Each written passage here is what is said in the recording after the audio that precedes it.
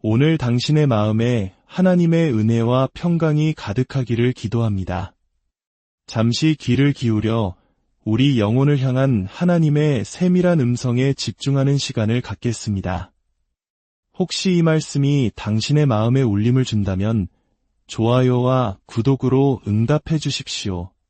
당신의 작은 손길이 이 메시지를 필요로 하는 또 다른 영혼에게 닿게 하는 귀한 통로가 될 것입니다. 당신의 참여가 곧 복음의 씨앗을 심는 일이 될 수 있음을 믿습니다. 주님의 이름으로 당신을 축복합니다. 여러분, 우리는 우리의 감정을 신뢰할 수 없습니다. 왜냐하면 우리의 감정은 과거 경험의 총합체이기 때문입니다. 감정은 우리의 운명이 아닌 지나온 역사를 기반으로 만들어집니다. 우리는 늘 똑같이 반복되는 일상에 너무나 익숙해진 나머지 입으로는 변화를 말하면서도 마음 깊은 곳에서는 아무것도 바뀌지 않을 것이라고 체념하곤 합니다. 하지만 오늘 이 메시지를 통해 하나님께서 당신을 깜짝 놀라게 할 준비를 하고 계심을 전하고 싶습니다.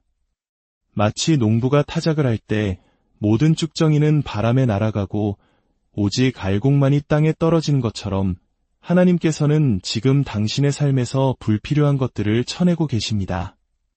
하나님께서 당신을 불편한 상황 속에 두실 때 그것은 바로 당신을 연단하고 계시는 과정입니다. 당신의 삶을 채로 거르는 시간인 것입니다. 무엇이 중요한가? 무엇이 중요하지 않은가? 무엇이 진짜이고 무엇이 가짜인가? 무엇이 가치 있고 무엇이 무가치한가? 나는 누구 없이 살 수 있고 누구와 함께해야 하는가? 이 혼란 속에서 우리는 진짜 자신의 모습을 발견하게 됩니다. 마치 혹독한 시련 속에서 진정한 친구를 알아보는 것처럼 말입니다.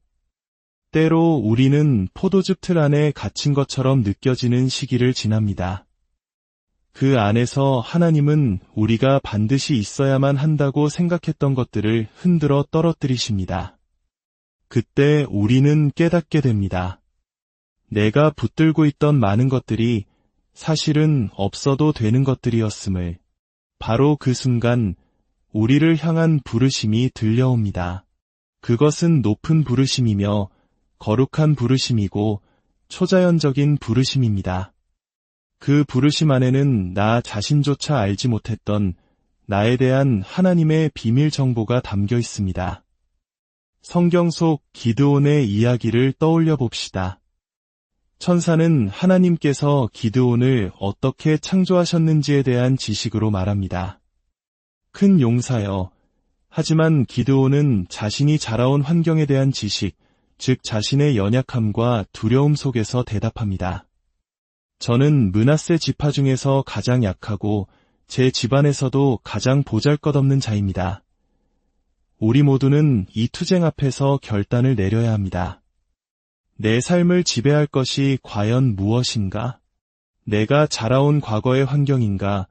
아니면 하나님께서 창조하신 본래의 내 모습인가?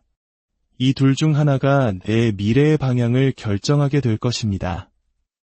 때로는 다른 사람의 비전을 따르다가 자기 자신을 잃어버리기도 합니다. 형제의 사업을 돕기 위해 혹은 가족의 기대를 저버리지 않기 위해 내 모든 것을 걸었지만 결국 남은 것은 상실감뿐일 때가 있습니다. 왜 그랬을까요? 그들을 사랑해서이기도 하지만 더 근본적인 이유는 내가 나 자신이 누구인지 몰랐기 때문입니다. 만약 내가 하나님 안에서 어떤 존재로 창조되었는지를 진정으로 알았다면 나는 다른 사람의 꿈이 아닌 하나님이 주신 나의 소명을 향해 담대히 나아갔을 것입니다. 기드온이 포도즙 틀에 숨어 있었던 이유는 우리 역시 자신이 누구인지 모를 수 있다는 가능성을 보여줍니다. 당신의 핵심, 당신의 본질, 당신이 창조된 목적을 모를 수 있다는 것입니다. 당신의 잠재력이 무엇인지, 당신이 무엇을 이룰 수 있고 무엇을 견뎌낼 수 있는지, 당신이 실제로 얼마나 강하고 끈기 있는 사람인지 스스로는 알지 못할 수 있습니다. 왜냐하면 우리의 감정은 항상 우리의 실체를 입증해주지 않기 때문입니다. 당신은 무너질 것 같은 기분을 느끼면서도 여전히 싸우고 있을 수 있습니다. 스스로를 피해자라고 느끼면서도 실제로는 승리자일 수 있습니다. 한계에 부딪혔다고 느끼면서도 아직 당신 안에 있는 모든 가능성을 다 사용하지 않았을 수 있습니다. 결코 당신이 어떻게 느끼는지로 자신을 정의해서는 안 됩니다. 당신의 감정은 신뢰할 수 없습니다. 감정은 당신에게 거짓말을 하고 당신을 속이며 당신을 포도즙 틀 안에 가두어 절망 속에서 하찮은 밀 이삭이나 두드리게 만들 것입니다. 기억하십시오. 당신의 감정은 과거의 경험들이 모여 만들어진 결과물입니다. 그것은 당신의 운명이 아니라 당신의 역사에 기반합니다. 감정은 이미 일어난 일에 대한 당신의 반응일 뿐 앞으로 일어날 일에 대한 예언이 아닙니다. 하지만 당신의 찬양은 다릅니다. 당신의 찬양은 앞으로 일어날 일에 대한 것입니다. 당신의 찬양은 이것으로 끝나지 않는다는 믿음의 선포입니다. 당신의 찬양은 이 먹구름 너머에 있을 행복한 결말에 대한 기대입니다. 제가 하나님을 찬양하는 것은 감정적이어서가 아닙니다. 종교적인 습관 때문도 아닙니다. 제가 하나님을 찬양하는 이유는 지금은 비록 낮은 곳에 있을지라도 이것이 끝이 아니라는 기대를 가지고 있기 때문입니다. 아직 끝나지 않았습니다. 오늘 죽을 것 같지 않습니다. 내 안에 아직 무언가 다른 것이 남아있기 때문입니다. 지금 포기할 것 같지 않습니다. 내 안에 아직 하나님이 주신 무언가가 있기 때문입니다. 힘든 시기를 보내고 있을지 모릅니다. 밤마다 눈물로 베개를 적셔야 할지도 모릅니다. 초라한 차를 몰고 출근해야 할지도 모릅니다. 그러나 나는 믿습니다. 내 안에 무언가 다른 것이 있다고, 내 안에 더 위대한 가능성이 숨쉬고 있다고 말입니다. 천사가 기드온에게 그가 용사라고 말해주는 순간 역설적으로 기드온은 갈등 속으로 던져집니다. 어떻게 이럴 수 있습니까? 우리 지파는 가장 작고 나는 그 중에서도 가장 어린데 어떻게 내가 위대한 용사가 될 수 있습니까? 우리는 미디안과 아말렉과의 전쟁에서 지고 있는데 말입니다. 가장 최악의 상황, 가장 낮은 자리에 있는 사람에게 하나님은 찾아오셔서 말씀하십니다. 너는 큰 용사. 이것이 바로 우리가 교회에 나와 말씀을 듣는 이유와 같습니다. 세상은 일주일 내내 우리에게 포기하고 죽으라고 말합니다. 하지만 주일 아침 강단에서는 선포됩니다. 당신은 머리가 되고 꼬리가 되지 않을 것입니다. 당신은 위에 있고 아래에 있지 않을 것입니다. 당신은 정복자보다 더 위대한 자입니다. 당신은 그리스도 예수 안에서 모든 것을 할 수 있습니다. 하나님은 당신을 여기까지 인도하시고 그냥 내버려 두지 않으실 것입니다. 당신이 겪은 그 모든 고난은 당신을 포도즙 틀에서 죽게 하기 위함이 아니었습니다. 누군가 그를 용사라고 불러주었을 때 기드온은 자신이 하던 일, 즉 밀 이삭을 두드리는 것 이상의 존재임을 깨닫고 그것을 내려놓았습니다. 하나님과 씨름하고 양털뭉치로 하나님의 뜻을 시험하는 과정을 거친 후에야 그는 비로소 살기 시작했습니다. 그렇습니다. 그는 자기 인생의 한가운데서 진짜 삶을 시작했습니다. 진정한 삶은 어머니의 뱃속에서 나올 때 시작되는 것이 아닙니다. 진정한 삶은 당신이 누구인지를 깨달았을 때 시작됩니다. 아, 나는 이것보다 더 나은 존재구나. 나는 내 환경보다 더 큰 사람이구나.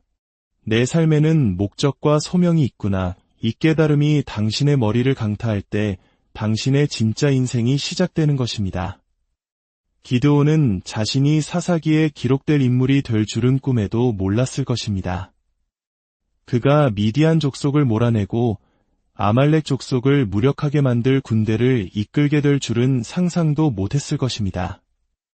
그가 역사상 가장 적은 수의 군사로 가장 많은 적을 물리치는 위대한 승리를 거둘 것이라고는 알지 못했습니다.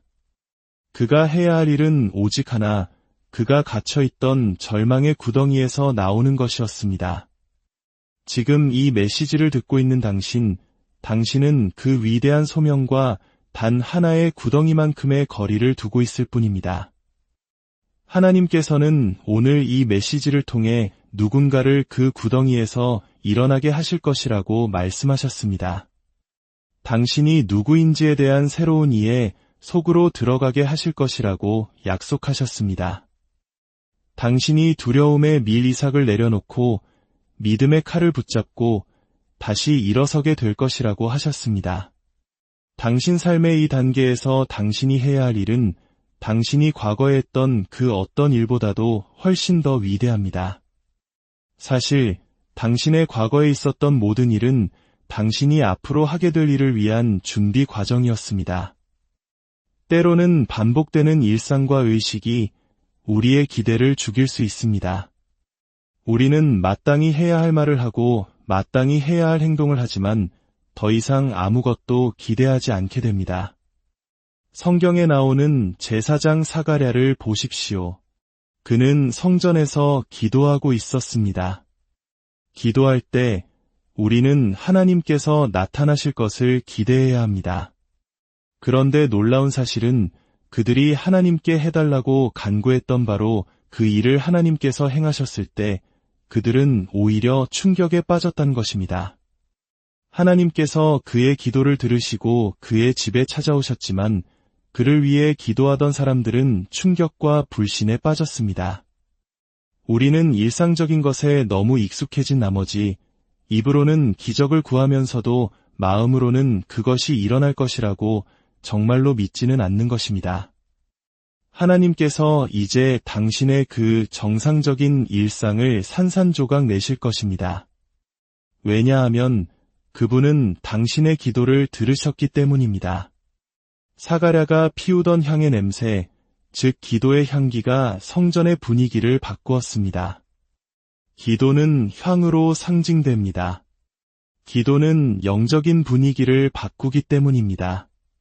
하나님은 성도들의 기도의 향기를 맡으십니다.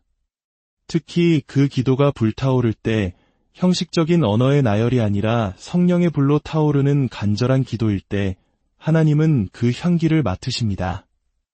기도는 잉태로 향하는 다리입니다.